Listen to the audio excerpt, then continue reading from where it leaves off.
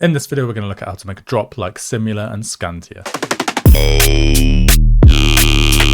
So we're going to look at some drums and some basses, and these sounds are all slight variations from my future Jump Up drum and bass pack. There is currently an offer on for the whole bundle of my Jump Up packs, link down below if you want to grab them. So let's start with some drums. So let's open up the drum bus here, and you might be wondering, wait a minute, what is all this color coding? This is the project template I use. If you want to download this exact project template, I've got one for Ableton as well. Free link down below. It's literally free to download, and you can join along and use the exact same template and get the exact same results. So we're going to highlight the first 2 bars of the drop, as you can see here, and then it's pretty much just repeated to create a 4-bar loop and then an 8-bar loop and then another 8-bar loop. So let's delete everything, and then we're going to change it to step mode, and we're going to start with the kick drum. So we're using Jump Up Kick 3, and this is coming in on the kick group at just below 0 dB. So we're mixing loud for this. So let's pop this on the first beat and halfway across the third beat, and then that'll just get repeated. Now let's add in Jump Up Snare 14. So we want a really snappy snare for this. And I've put it up 1 semitone, and we're just going to put this every other beat. So on the 2nd and 4th beat of each bar. And we get this, so you can see on the mixer channel, I'll play it for you. Now there's actually not that many more elements to put on. So you can see here there's a little gap halfway across the bar where we can add Jump Up Hat 16. And we'll just put this here and here. You can see it's got a little bit of a fade on the start, just so it wasn't so aggressive. There wasn't that harsh transient at the start. And then we're going to put another hi-hat on the first beat of the bar. This is just a hi-hat put really high up in the semitone, 12 semitones up. And then we've got Jump Up Perk 28. And the out and the in is done slightly like this, you can see there. This is just going to add some groove in the 2nd bar. We'll pop this right here, 1 step after the 3rd beat. Gives a nice little bit of groove. So you should end up with something like this, and on the mixer it should look like this. And that's running into the drum bus, which has got a satin on it and a Pro L. And then this is running into some parallel compression up here with a fruity compressor on it.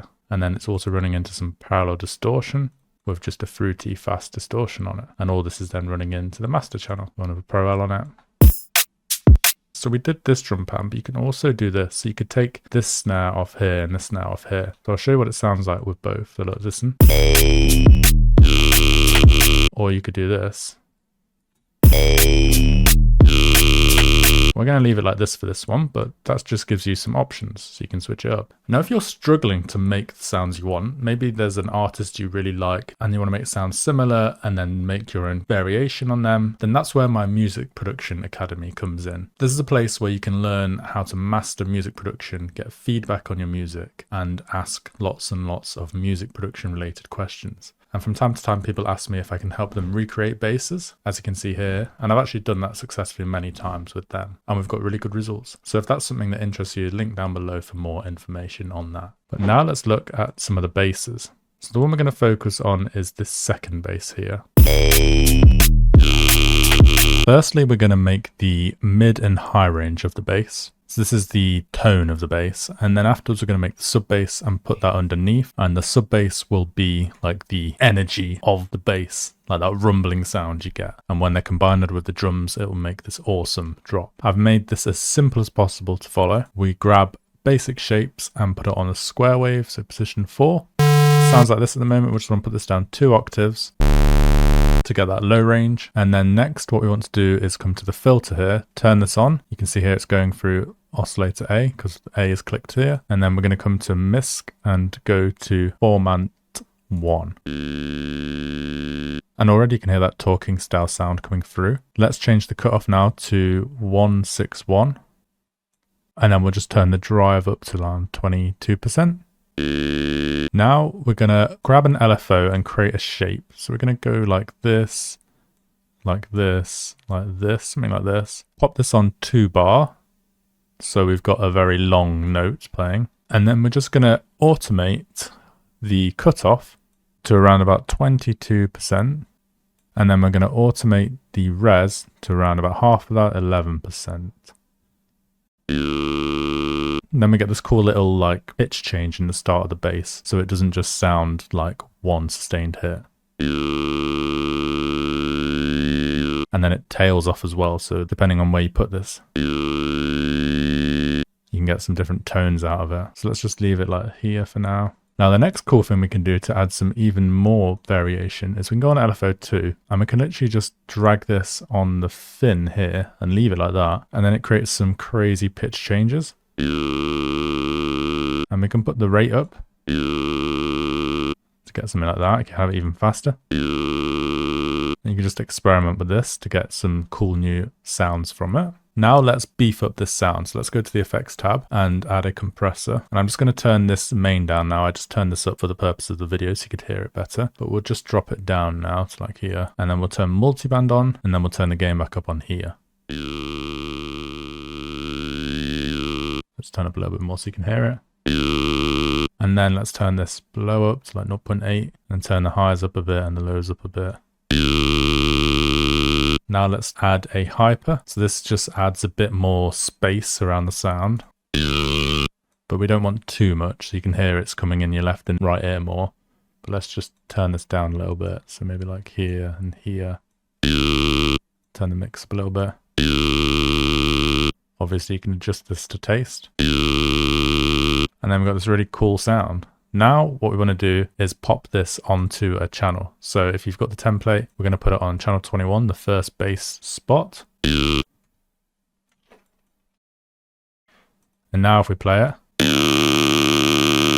you can see we've got a bit more of an aggressive sound coming through. And what this has on it is just a decapitator. So this is just basically like a saturation tool. So it's making the sound come through more. It's just on these settings. You can try out other plugins as well. Or you could just turn it up and add a camel crusher on. You can get a camel crusher for free. This is on the British clean setting on these settings. And then you can see we finally got an EQ cutting out the low. So below 1, 2, 3 hertz it's cutting out. Because with it,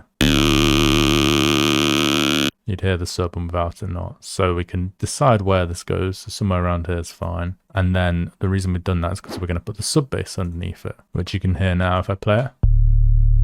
The sub bass is here. And this is playing the exact same note underneath. And let's have a look at the sub bass now. So for this, again, we're going to put this -2. And we're going to grab the analog BD sine wave. But then if we want to change this to make this a more aggressive sounding sub, so at the moment it just sounds like this. We can come into here and like change this up a bit. So we could literally just turn all these off. We could draw number 1 on here. So that gets your sine wave. And then we could draw a bin 3 on. This adds another frequency to it. And then we could even add a third one on. And then we get this sound. Just turn it over for you.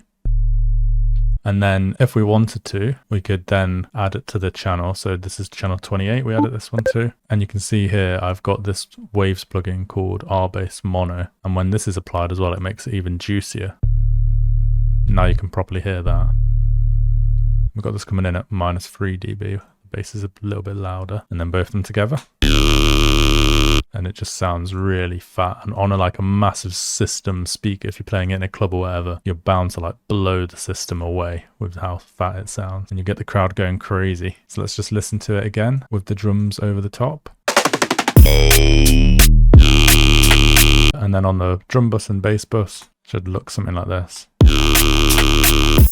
Just turn the bass slightly down so it's a bit quieter than the drum bus. And then we've just got a limiter on both these, Pro L, stopping any clipping. Now that's the video complete. Why not watch this video here where I actually make another drop in the style of Simula and we go through some more drums, some more really nasty basses and some other things as well.